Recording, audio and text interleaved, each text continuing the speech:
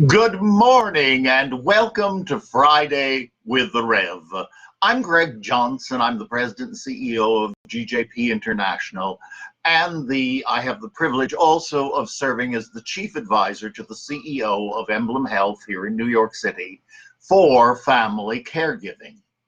And I want to welcome you this morning to, again, National Family Caregiver Month. This is our second broadcast in this month, and I keep talking of it because many of us worked very hard many years ago to have this happen here in America, to celebrate and to bring attention and awareness to the often silent patients, the family caregivers, many of you. So I want to welcome you, and I want to remind you that one of my goals personally in the talks and the presentations and so forth that I've been doing and continue to do this month, I'm asking people to do two things. One, I'm asking you at some point every day to include in your conversation the word family caregiver. Now, that might be someone to whom you're talking, and they're telling you their story, and you realize they are a family caregiver. Take a moment and say to them, you are an incredible family caregiver. Wow, thank you. And why do we name it? We name it because it gives value. We name it because it's not just something people are supposed to do. I'm grateful they feel that way. But at the same time, we need to name it. Why? Because how do you find resources in this wonderful age of technology? You've got to have a word in order to Google. You can't Google, my mother's driving me crazy. That just does, well, it may work, but I haven't tried it. But the truth is, the word family caregiver will bring them to many, many resources. Also, I'm asking people in their houses of worship, in their organizations, wherever you are with another group of people, and you in some formal way remember them. Now, for example, in houses of worship of all faiths and all traditions, there are people who are going through difficulty, sickness, sorrow, and grief, and they are remembered in some form of meditation and prayer. Include in those prayers the professional caregivers, meaning the doctors, the nurses, the therapists, the clergy, anyone who's dealing with them. Bring them into the family because that's part of the healthcare system. That's part of the life system. And the family caregiver. Because, as always, we've got the three legs of the healthcare stool. Someone sick, someone ill, physically, emotionally, spiritually, the care recipient. We have the professional caregivers and we have the family caregivers. We need to remember all of them. So I urge you to do that and to include them. This has been a wonderful, wonderful week here in New York. On Tuesday night, we had the privilege of hearing or seeing a work in progress by Molly McFadden, a very good friend and a former friend from Marble who now lives in Ohio. But she brought a new play. It's a work in progress entitled Living on the Moon.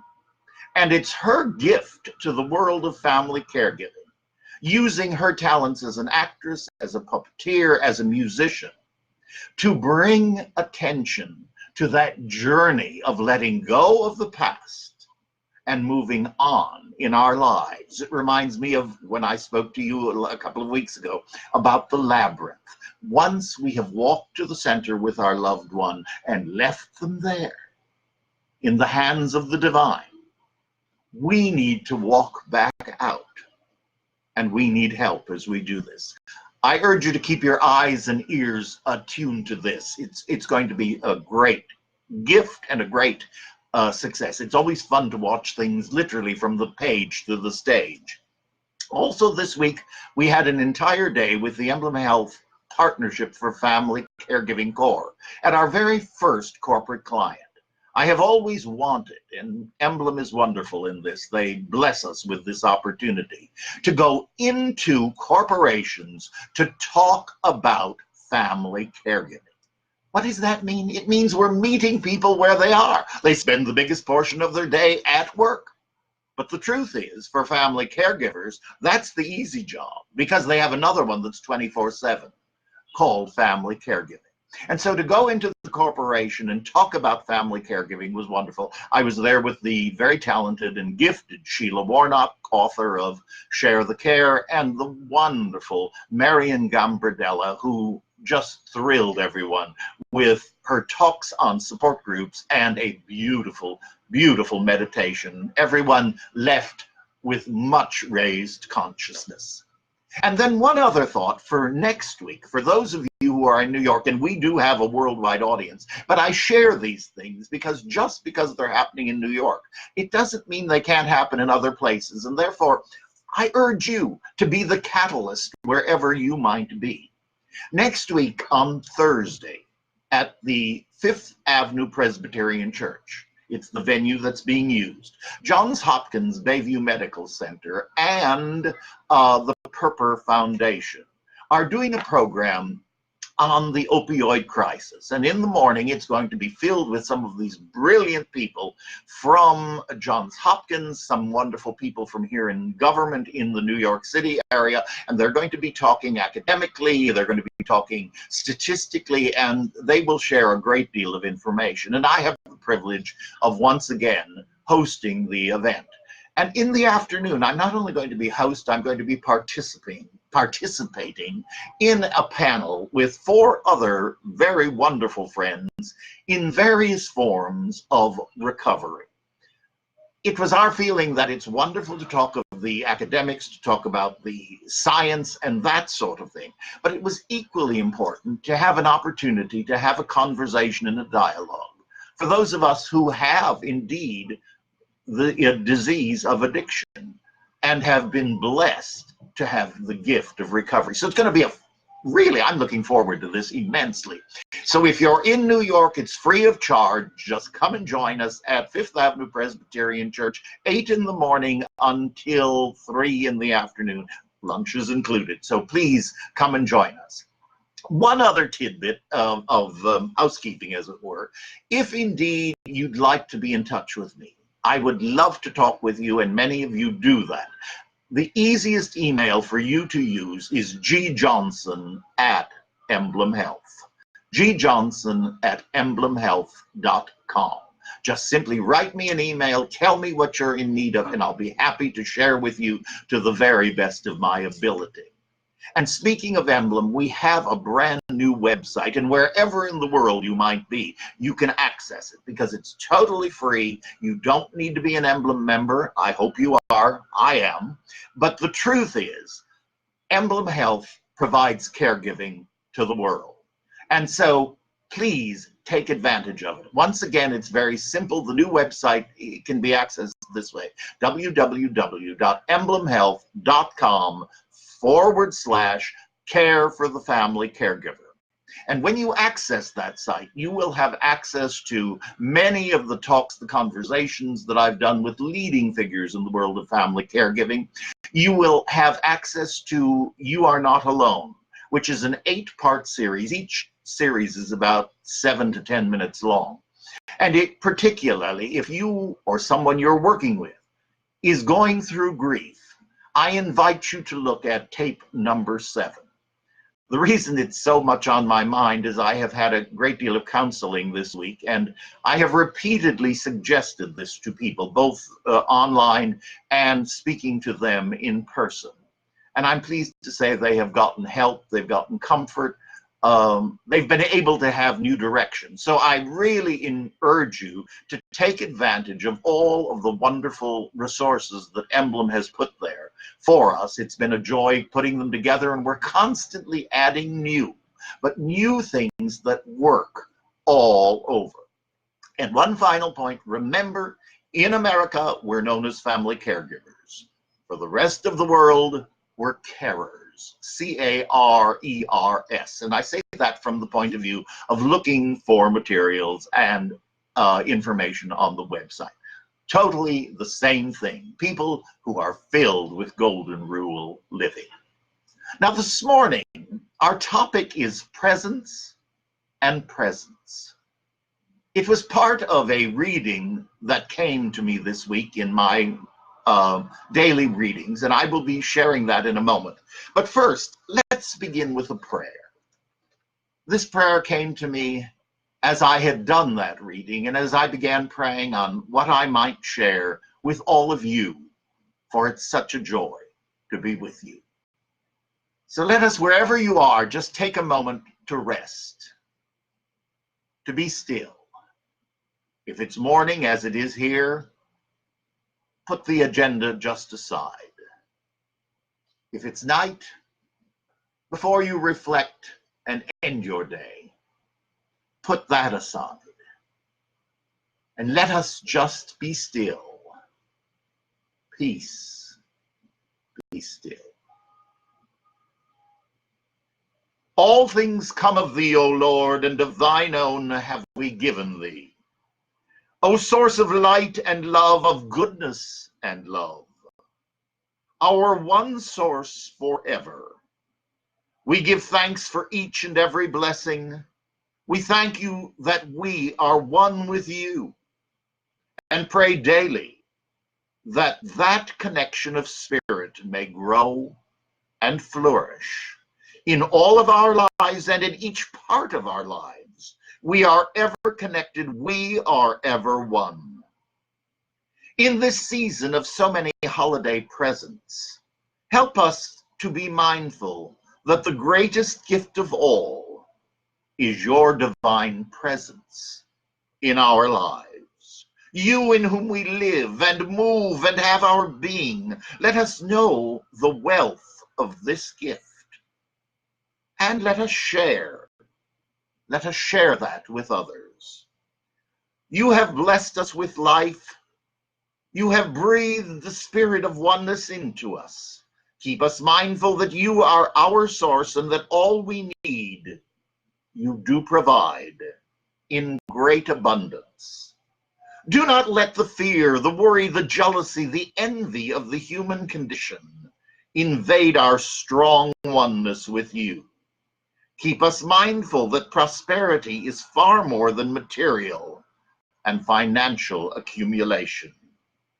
We are blessed in every aspect of our lives by your grace and love. Help us ever to know we have all that we need to accomplish that for which we have been sent in love and service.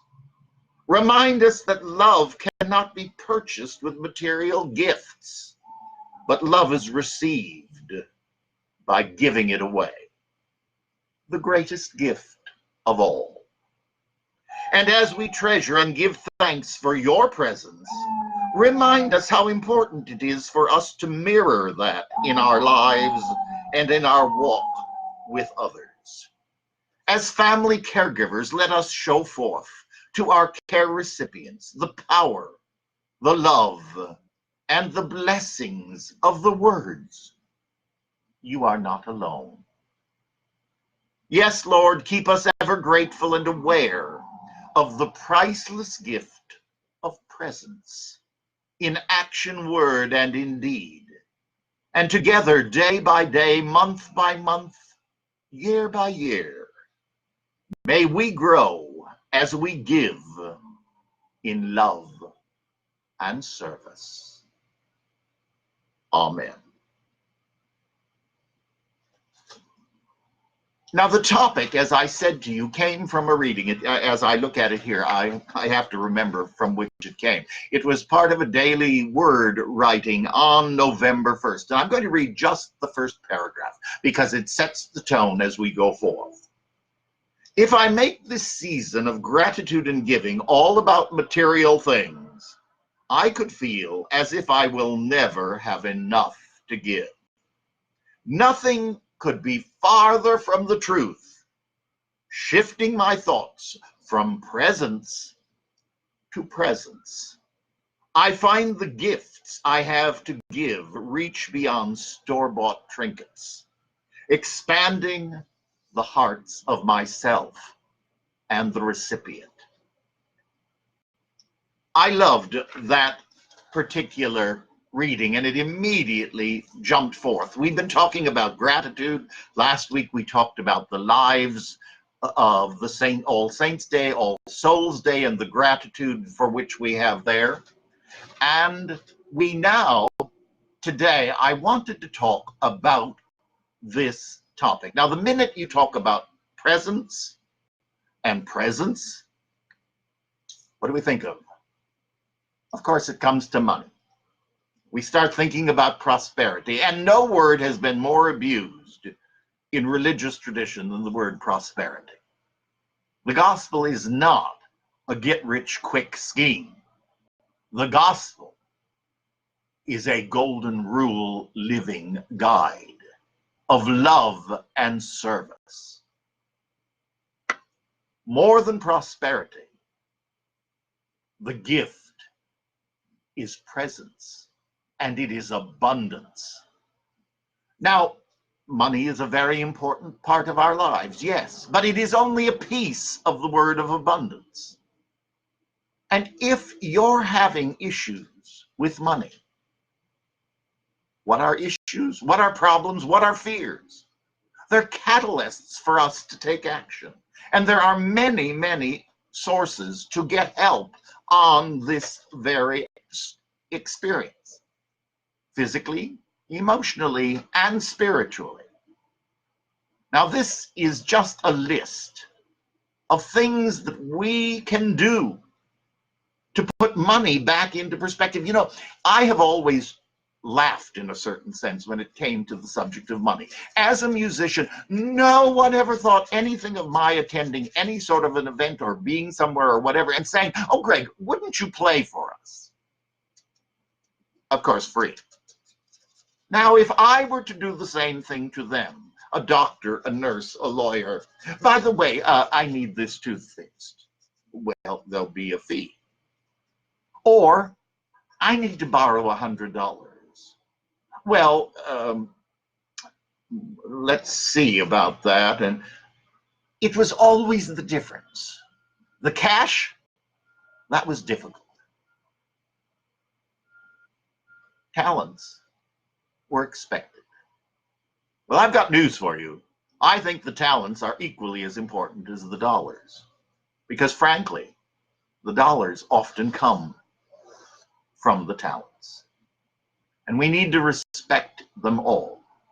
But if you're having money issues, just listen to this list of things that we can really do. We can redefine and reinvent our money story. What are the things we've learned? What did we grow up with? Uncover and transform self-imposed money limits. Develop simple and easy financial habits that will create long-lasting results. And then reconnect with your purpose. Learn to forgive and heal the past. You don't have to live in the past. You don't have to accept the things that you were surrounded by previously.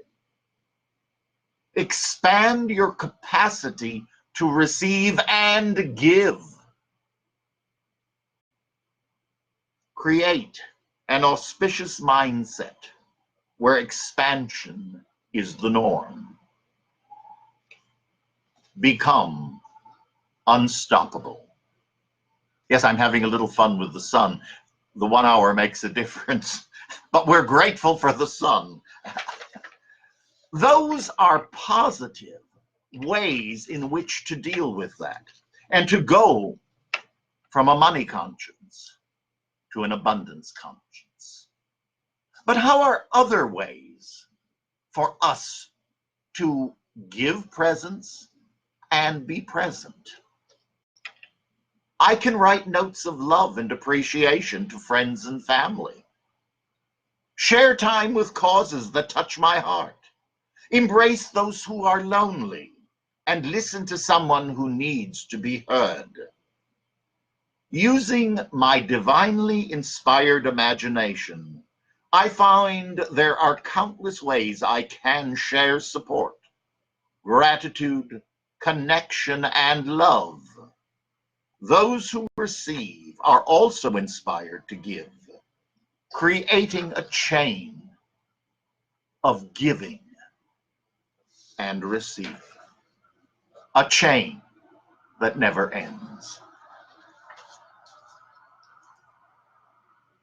I hope that this has helped you to have some idea of the importance of reconnecting with the greatest presence in the world, the divine spirit, the breath of life that is within each and every one of us. And as we connect with that source, our abundance continues to grow, for we see it in a much broader sense. Family caregivers need to take time each day, and it's why I urge you, set aside, if it's 5 minutes, if it's 3 minutes, time just to be still, to reconnect with the source within you, and know that you are not alone. You are not alone. There is no task that's coming to you for which the power is not also given. That's said in many different traditions in different ways. But it's the truth that underlies it all. We're called to serve. We're blessed to serve. Let us go forth, knowing that we are not alone. And to know that the greatest gift that was ever given to us, the presence of the divine within us, in whom we live and move and have our being. And the more we connect, the more that presence is felt in our lives, the more that we partner and live, we can go forth and be the greatest presence and present to the world. You can do it. I'm trying. Every day, together, we go forward with the presence within to be the present in the world. Thank you for being with me this morning. God bless you. Have a wonderful, wonderful week. And I look forward to being with you next week, Friday with the Rev. Thanks so much.